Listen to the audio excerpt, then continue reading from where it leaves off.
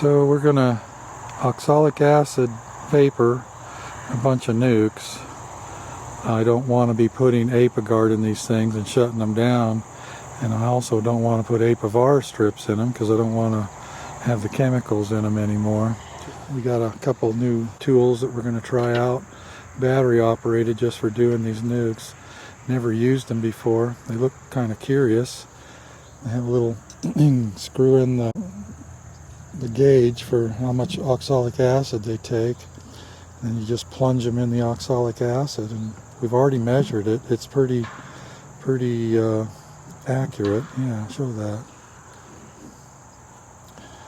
Yeah, and then push the plunger. Yeah, they look pretty simple, pretty easy to use. My only question is, how long are these batteries going to last?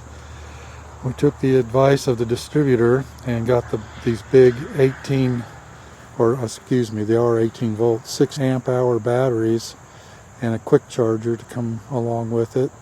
And if the batteries go real fast, we can recharge them.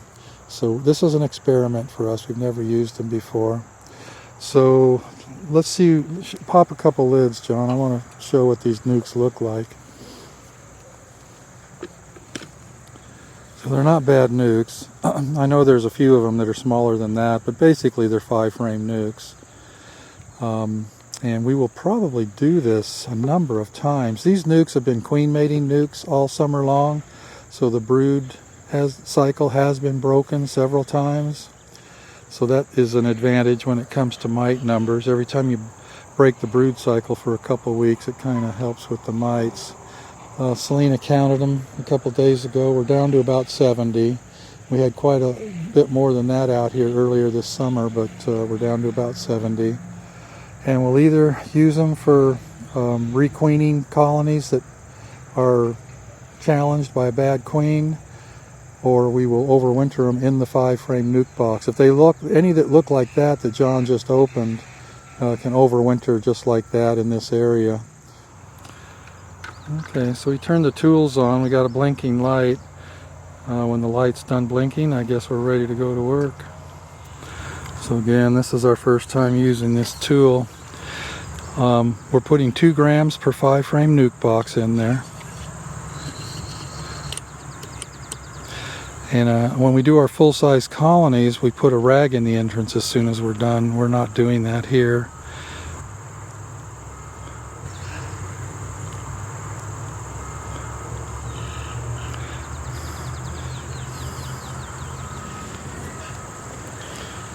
It's already warmed back up.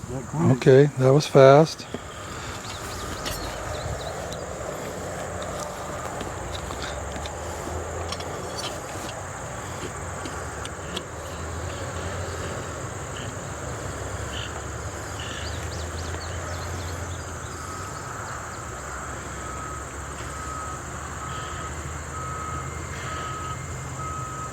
Done? Okay, 2 grams goes pretty fast. Yeah, it does.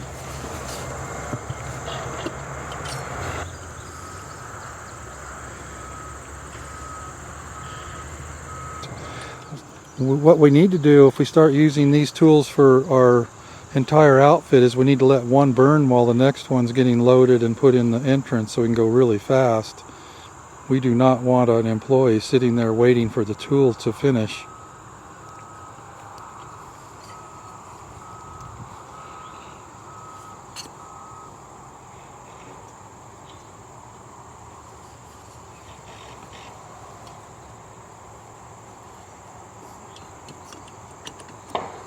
Can you let go of it? Will it sit there?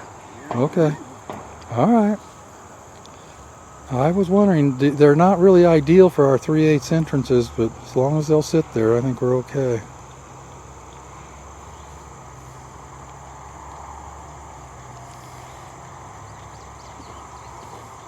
So does the light start blinking when you load it, and then... When you load it, it starts blinking really, really fast, and then it goes solid again. So it's solid, so I guess it's done-ish.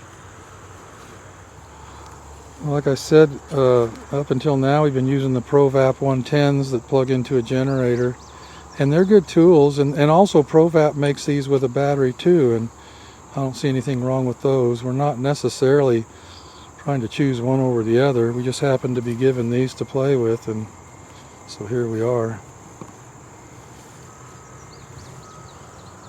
I should explain that we're not going to do this just one time. We're going to come back every 4 or 5 days for a number of times in a row. These bees happen to just not have very much brood in them right now, so I think they'll be somewhat effective. But this type of treatment, this oxalic acid vaporization, is a maintenance treatment this time of year. It's extremely effective in the winter time when the bees are broodless, but if there's even a little bit of brood in them, you have to come back many times. I've seen research studies that show as many as 9 times to really drop the numbers. I don't think they have real high mite numbers because, again, they've been queen mating nukes and they've had a number of rounds of brood break.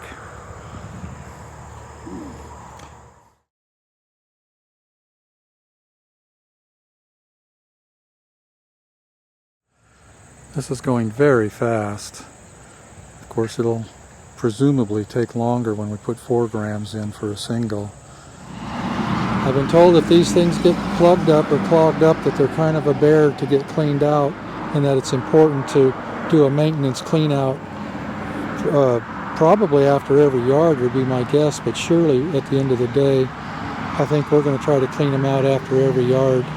The instructions are put 2/3 of one of the get one of these caps 2/3 full of distilled water. The reason for distilled is you don't want any minerals or anything boiling off inside your tool. So we've purchased some distilled water, and we're going to see how this goes. So you have to turn it off. It's hot. It's heated up. You can see the light is continuous. So we're going to turn it off, take the battery off, and put the cap on. Oh yeah, look at the steam coming out of that.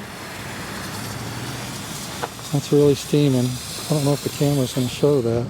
And it definitely wanted to blow this off. So you had to hold it down a little bit? Okay. Yeah. Well, the steaming's already done.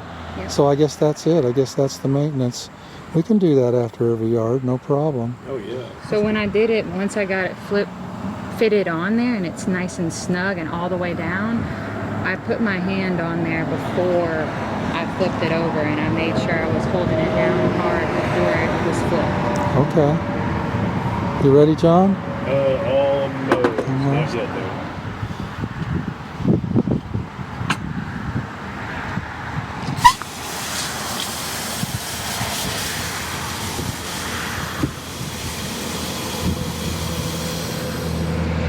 Okay. Yeah, you can feel it big time. Didn't take long. So we're gonna have to do this. I want to do this after every yard. Okay. I don't want to take a chance on that thing getting clogged up. And we did about 40 nukes each with these, because 40? we had 80. Yeah. Okay. Yeah. I said 70, but you say we had 80. So 40 nukes each with these, and our batteries were just about done. Let's take these in and put them on the bench and have a conversation about this. This looks pretty casual. Okay, let's talk about these things. Okay, first off, let's talk about the batteries. We barely made it through our 40 nukes each, 2 grams per nuke with 1 battery charge. These batteries are expensive. Jesse, what'd you pay for this charger and these 2 batteries? Dave was the one that did the buying on that, so you'll have to look on his credit card for that. Okay. But the important part was that they were mentioning was that it had to be the lithium forge, Milwaukee batteries, and the fast charger for this to work. Yeah. Now, it was advertised that this thing would charge these batteries in 15 minutes. It does not. They were on there for 15 minutes, and one was only half charged and one was 3/4. So Okay. I think we're looking at minimum 20, maybe 30 minutes to get these things charged. That's still quick, though. That's still quick, and we can live with that. So for every tool, for our purposes, for every tool, we need 2 batteries. One that you can be using, and then one you can be charging. And we've got a small generator now that we can do that while we're working. So, what's your guys' take on these? What's your critique? I think we both love them. Yeah. You like them? Yes. Okay. So you've used the ProVaps too. What's And the bazooka too. and the bazooka? Yeah, we got to remember the notorious, infamous bazooka, which nobody liked, but it was pretty darn fast. The problem with the bazooka is that I don't think the temperature was being monitored correctly. There was no way to monitor the temperature. It got hot and sometimes not hot enough. And these things, although it's not up to the user to monitor the temperature, they seem to monitor their own temperature pretty good. So, so why do you like these better than the They heat up quicker. heat up faster? They heat up faster in between colonies, and you don't have to turn it upside down to get the disc. With the other ones, you have to turn it upside down, Yeah. get your disc, and then flip it over and put it in. Well, the ProVap does have a new lid with the Okay. plunger. We've not actually tried the plunger with the new version with the plunger on the ProVap. I have to assume it works much the same way. Right. So I'm not sure that's any better one way or the other. How long does it take to pop off a two dose? About 2 gram 12 dose. to 15 seconds. It was very fast. Yeah. 2 grams was, 15 seconds. Wow. And we have an exact measurement here. So that's really nice. With a bazooka, it's hard to know exactly how much Yeah. we're loading. So it's measured at 2 grams. And then being able to push that down just to activate it, pretty awesome. Not tripping over cords and Not plugging tripping around over the cords. generator, backing the truck up so that we can reach everything. And Yeah. cords coming unplugged. Okay, go ahead and slide that in there. This is a 3/4 inch entrance. It looks to me like this thing is engineered to be ideal with a 3/4 inch entrance. And take it out and now switch that bottom board to the 3/8. This is a standard reversible bottom board. 3/4 on one side, 3/8 on the other. All of our entrances, of course, are 3/8. So put that in there. This is, I don't think it's ideal. It's working. It doesn't seem to slip out, but I do not really like the looks of that in a 3/8 entrance. Now, we've been told that nobody's griping about it. They're not hearing any critique about it. So apparently it works, but it just doesn't look ideal to me. Okay, so I see one drawback to this situation. These plungers measure up to 4 grams. And Jesse tells me in the instructions it says not to crank the screw up any farther than that. I don't know why not. I don't know if the tools are not engineered to take more than 4 grams at a time, but we might have to play with that. But if you're doing a double deep, my opinion is that you need at least 6 grams in there. So I see that as a drawback right there. This tool needs to be able to take 6 grams. And you got the handle there where you can actually put a backup in the handle there of each tool too. So that's kind of cool. Right? That's very cool. Yeah, that could be a plus. Or at least just, store it there too. While you're cleaning it That's out. really Yeah.